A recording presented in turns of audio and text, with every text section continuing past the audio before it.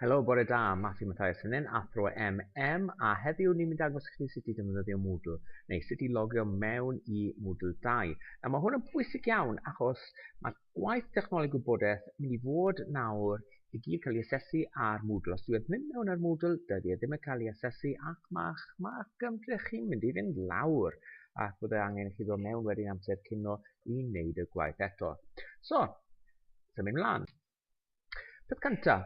Fydden ni'n ysgrifennu lawr ac yn dysgu y cyfeiriad e-bost hyn, sef ilearn.cc /ysgol glantaf.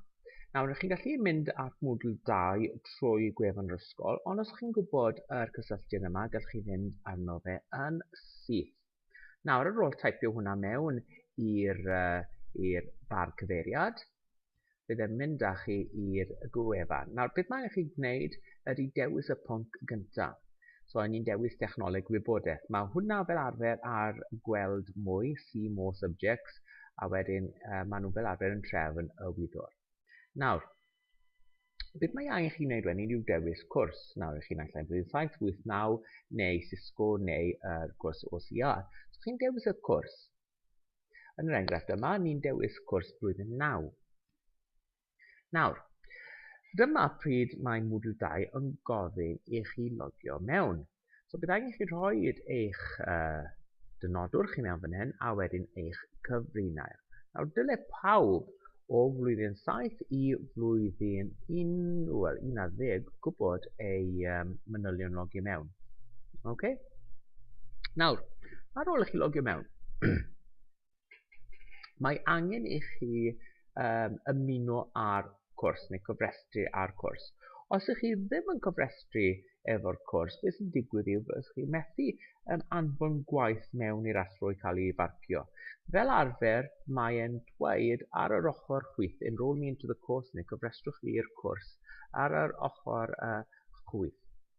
Nawr, beth mae angen chi wneud wedyn yw ysgrifennu mewn yr cod. Nawr, ar gyfer yr un yma, yr cod i cofrestru ydy blwyddyn 8A.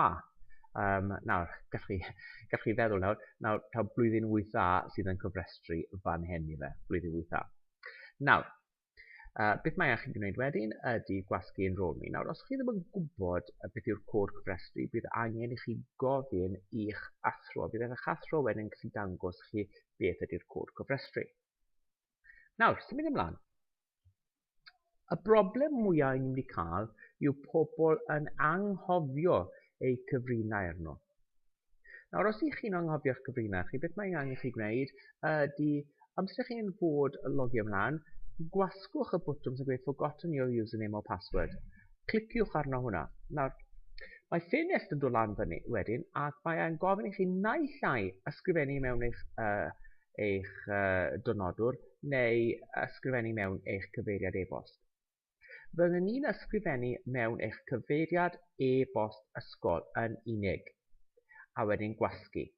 Nawr, beth sy'n mynd i wneud wedyn yw bod mynd i anfon e-bost i chi at eich cyfeiriad e-bost, sef yr Office 365 chi, ac wedyn byddwch chi'n gallu wedyn cael cyfrinair newydd i logio mewn i Moodle. Nawr, os mae gyda chi unrhyw cwestiwn, mae'n bwysig iawn bod chi'n dod i'ch gweld eich athro technoleg gwybodaeth amser egwyl neu amser cinio i wneud yn siŵr bod chi'n gallu logio mewn. Fel dwedais i ar ddechrau, os ych chi ddim yn gallu anfon eich gwaith mewn i Moodle 2, byddwch chi marciau chi'n cael eu tynnu lawr a byddwn ni ddim yn marcio eich gwaith chi.